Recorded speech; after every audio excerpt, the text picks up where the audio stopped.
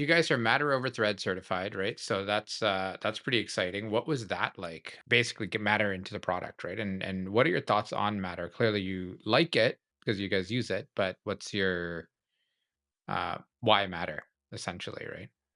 Well, before Matter, our older logs from 2018 onwards had HomeKey, and they had HomeKey via Bluetooth.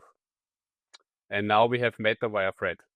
And those are already the two analogies I always like to use, because basically Matter is HomeKey for everyone. So it's a pretty open standard that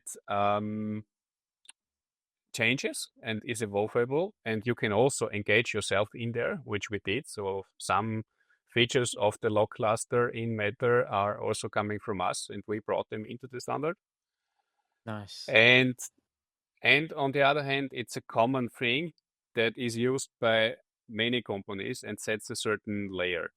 And you have the strongest companies behind. So you have Apple, Google, Samsung, all those big ones behind. Yeah.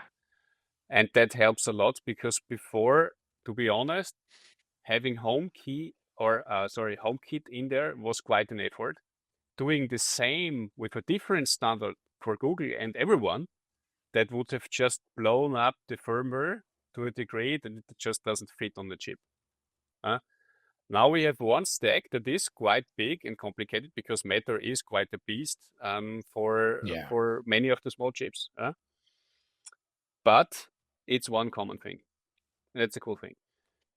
And then the evolution from Bluetooth over to Thread is also one we're Yeah. very happy with because Thread is IP based. It's a mesh network. You can easily extend it.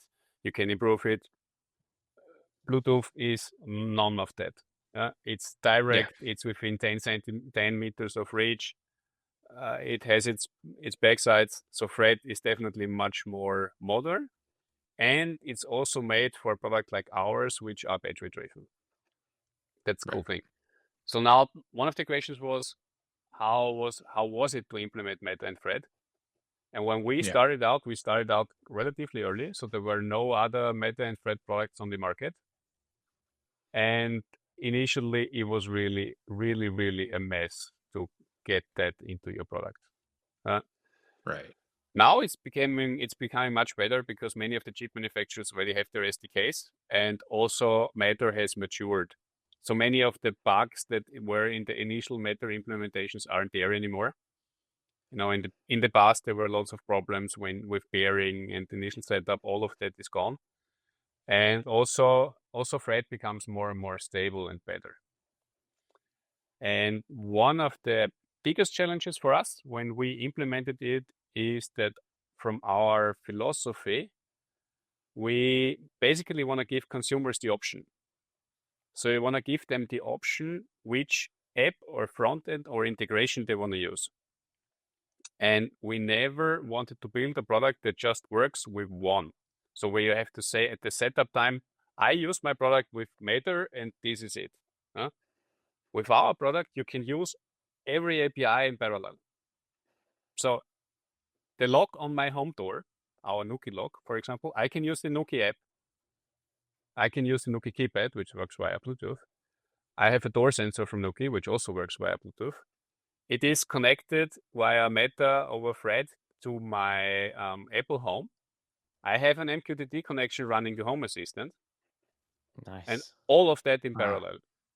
And the coolest thing, the lock itself, it has Wi-Fi and Thread built in, but it noticed that through the Apple HomePod Mini that I have, it gets also internet access. So it turned off Wi-Fi in order to save battery. So now, Oh, now that's fun. Interesting.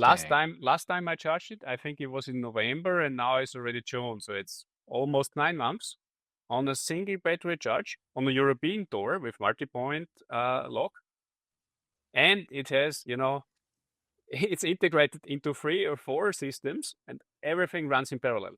So I have free choice which interface I want to use. That's And that's the impressive. cool stuff. It's not, that's the software stack that makes the magic, right? We're not saying, Hmm. this is a metal log and that's why you connect it to Home Assistant. This is it. This is the only thing.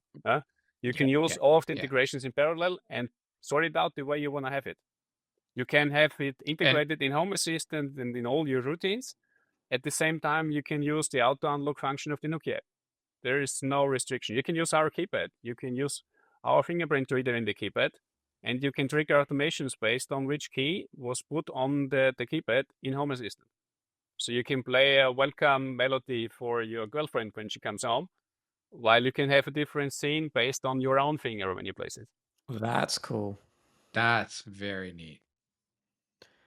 Yeah, I remember like the old any Bluetooth device, right? This is my concern with the Bluetooth thing when it came out, is that you could only pair or you could only have one active Bluetooth connection at a time, right?